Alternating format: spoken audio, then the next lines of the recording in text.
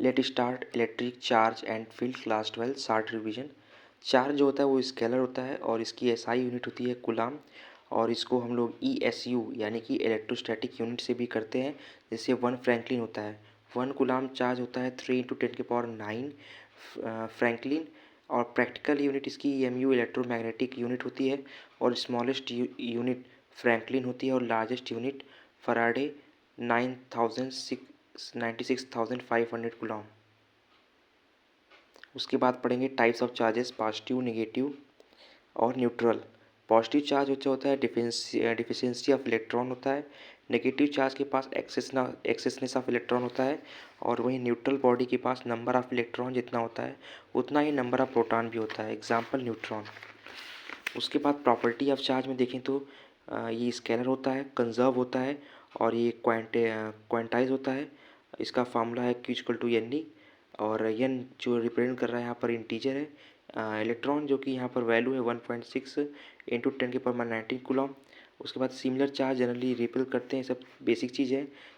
Mass can exit without charge, but charge can not exit without mass.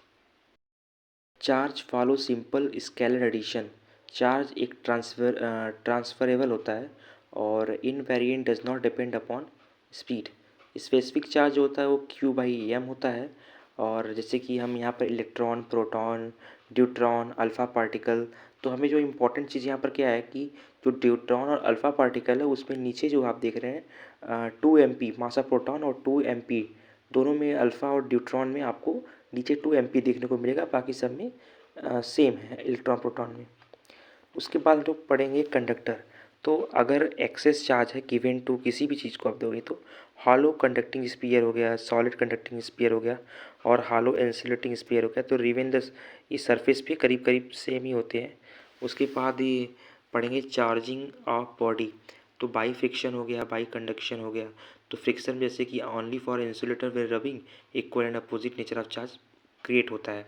Conduction में जैसे कि new charge अब आप बोल रहे हो तो टोटल चार्ज नीचे होगा, और जो पर्टिकुलर चार्ज होगा वो ऊपर होगा, उससे हम क्यू टोटल को निकाल लेंगे। डिस्ट्रीब्यूशन ऑफ चार्ज बहुत ही बेहतरीन तरीके से यहाँ पर है दिखाया गया है। जैसे कि अगर आपको मैं यहाँ पर एक फिगर के थ्रू बता रहा हूँ डिस्ट्रीब्यूशन ऑफ चार्ज। जैसे यहाँ पर दो स्पेरिकल बॉडी आप ले लो, Q1 Q2 और R1 R2, ठीक है।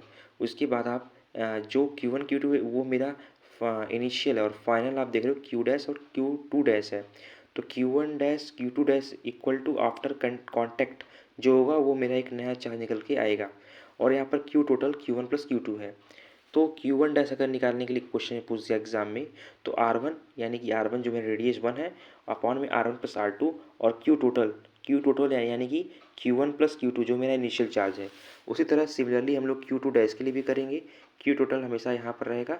आप Q2' का बोला गया है तो हम रेडियस R2 यूज करेंगे। इसी तरह हम इक्वेट कर देंगे Q1' equal to R1, Q2' equal to R2। उसकी तरह उसी बात Q1' equal to Q1 + Q2/2। ये भी फार्मूला इंपॉर्टेंट है, जब चार्ज निकालने के लिए पूछेगा आपको तो आप एक Q1 वाला भी फार्मूला लगा के कर सकते हैं। लीनियर चार्ज डेंसिटी हो गया या सरफेस चार्ज डेंसिटी हो गया।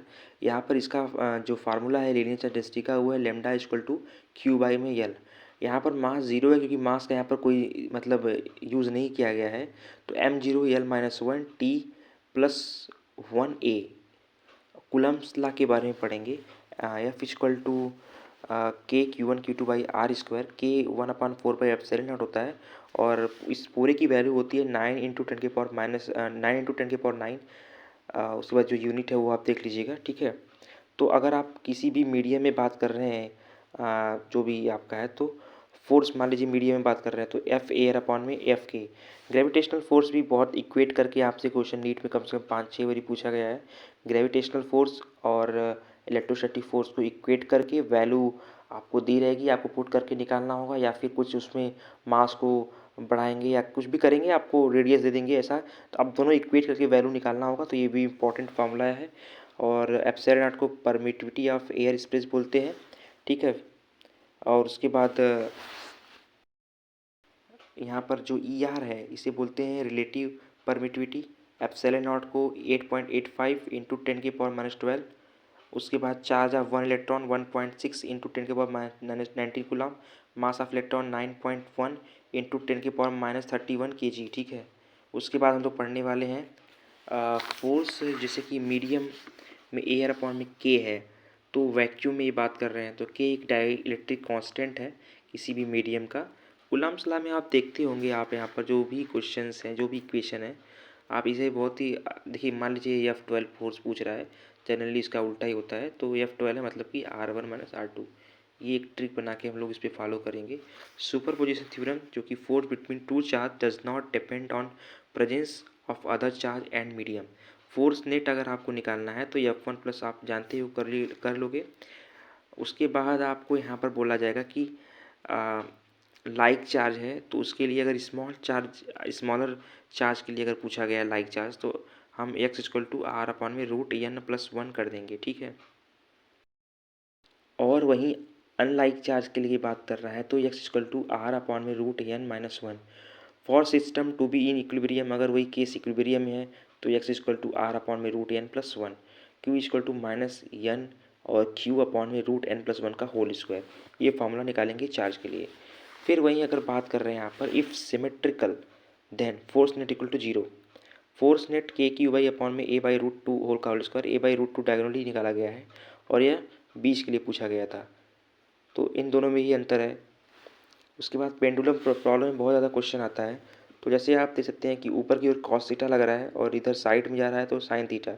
नीचे मास और ग्रेविटी का यहाँ पर साफ साफ दिखाया गया है, इलेक्ट्रोस्टैटिक फोर्स इन्वॉल्व है, लेंथ भी इन्वॉल्व है। अब इन सब का जो यूज़ होगा वो हम देखेंगे।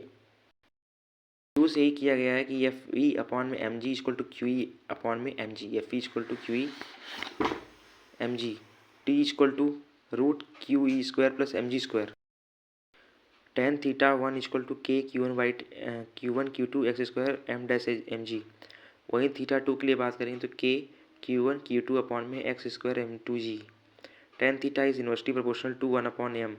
Ratio of theta 1 theta 2 does not depend on charge, depend on mass. Coulomb's line vector form, आप यहाँ पर ये इमेज देख सकते हैं। इलेक्ट्रिक फील्ड जो होता है वो F अपॉन में Q होता है, अगर पॉजिटिव है तो दूर जाएगा और नेगेटिव है तो पास आएगा। और इलेक्ट्रिक जो डाइपोल होता है वह नेगेटिव टू पॉजिटिव की ओर मूव करता है। और इलेक्ट्रिक फील्ड इंटेंसिटी अगर हम देखें पॉइंट चार्ज के लिए, तो उसका इलेक्ट्रिक फील्ड होता है KQ/r², और ये ग्राफ भी आप E और R का देख सकते हैं यहाँ पर। Very small positive charge field due to ring KQX upon में r² प्लस x² 3/2। अगर मैक्स के लिए पूछा गया है, मैक्सिमम के लिए, तो 2KQ अपॉन में 3√3r²।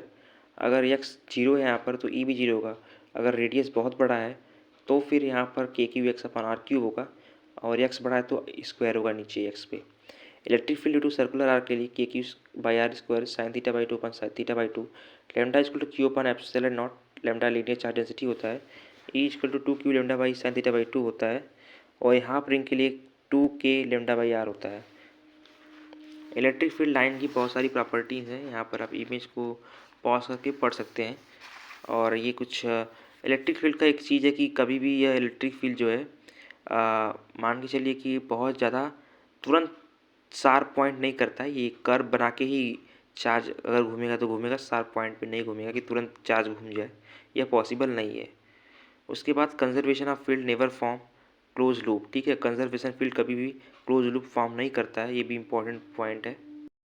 कि यहाँ पर देख सकते हैं पॉजिटिव चार्ज बाहर की ओर निकल रहा है, और नेगेटिव पॉजिटिव जब आ रहा है तो पॉजिटिव बाहर की ओर, नेगेटिव अंदर की ओर आ रहा है।